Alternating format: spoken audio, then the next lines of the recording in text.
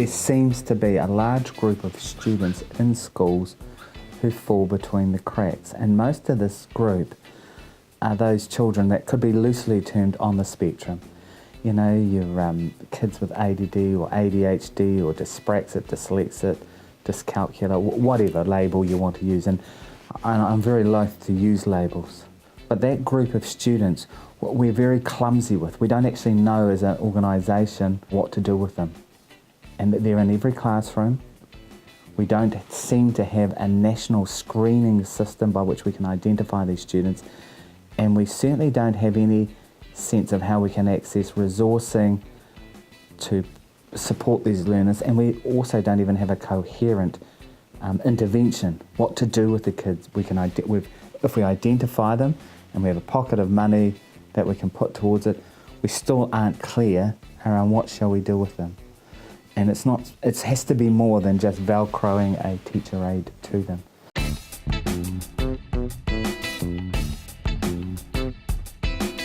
I think it starts at pre-service level. It is not compulsory in this country for trainees, teacher trainees, to undergo any training in the area of special education or even ESOL education. And I think that's a glaring weakness. You then have teachers who are in the profession who are not able to access easily a training program. Some of the universities have training programs like the Diploma in Special Teaching Needs. A few years ago they used to offer the STN as scholarships, and 50, 60 to 80 teachers each year were trained in dealing with special teaching needs and were put back into the system.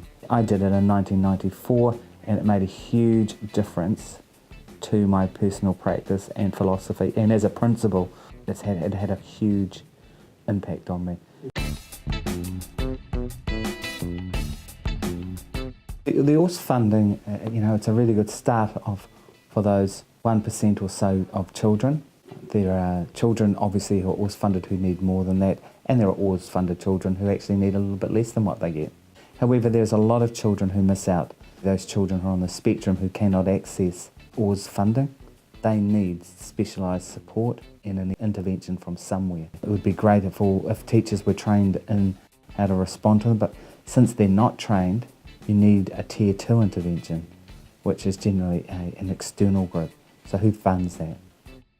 We don't have the resourcing to cater for some of those high and complex needs, those students who really need a complete wraparound service. Yeah, I'm talking about those children with very, very complex needs that might be masked through issues of poverty, maybe masked through behaviour, a cognitive issue, that they're still learning the English language. Schools don't really get great support in dealing with that. Therapists are funded to develop a program for the child. It's up to the school to fund the implementation of that program. So for us, if we get a teacher aid in for that child, and that child is on a 10-week program, that's 50. It might be 50 sessions we've got to pay for a teacher aid, and it's you have 6 or 7 children on that program. Suddenly that's 350 sessions you're paying for.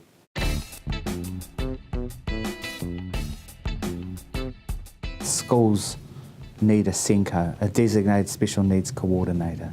We have 30 ORS funded students at our school. We have 2 full-time SENCOs who are providing support, and that's funded out of our own pocket. It's not funded, it's not part of their point 1 or point 2 staffing, because that goes to support the learner. We throw in an extra 2 salaries to support the structure, the system, to support the whanau and families as well. And we get no funding for that. If we really believe that one of the capabilities to accelerate student learning is building educationally powerful connections with families, we actually need as a system to start resourcing it. For good transition to occur, it's partly a resourcing issue. We identify those children who have special needs, who may be anxious or who may not be. And those children often need more than 1 or 2 visits. We have a child who every week we took him up to the intermediate for a whole term. Now that was it. That ended up for probably 2 hours each week, because it wasn't just taking up, it was the processing, it was getting the front end loading ready so that we got his head in the right space by the time he got up there. We had to have 2 adults take him up there, all of that thing. So 2 adults, 2 hours a week, 4 hours, that's 40 hours in the term. And that's not the planning, that was just the actual implementation of the plan. We're just carrying out a full review of our transition at the end of last year. It is amazing how many hours we spent just transitioning child A within the school to another class within this. We sometimes forget about how much time that takes. You sit down, you've got your therapists there, you've got your Senko there, you've got 2 class teachers, you've got a teacher aide, you've got the parents. It's not an IEP meeting.